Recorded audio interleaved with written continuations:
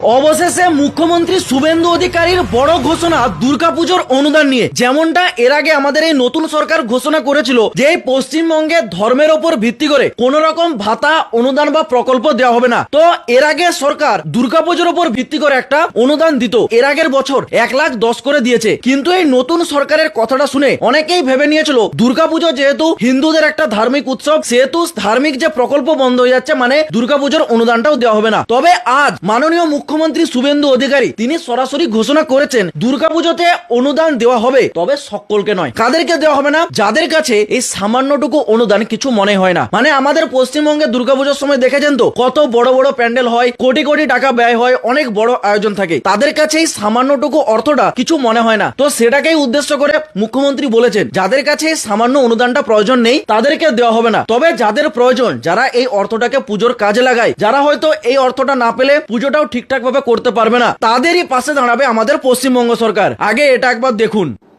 ওই সামান্য সরকারি অর্থ যাদের প্রয়োজন নেই, আমার মনে হয় তাদের দেওয়ারও দরকার নেই। আর যারা এই অর্থের জন্য পুজো করতে পারেন না বা পারবেন না, তাদের পাশেই সরকার থাকবে। তাহলে বিষয়টা বুঝতে পারলেন, দুর্গাপুজোতে অনুদান দেবে, তবে যাদের প্রয়োজন তাদেরকেই দেওয়া হবে, যাদের প্রয়োজন নেই তাদেরকে দেওয়া হবে না। এতে আপনাদের কি মতামত কমেন্টে জানান, আর এই ভিডিওটাকে শেয়ার করে অন্যদেরকেও এটা জানার সুযোগ করে দিন।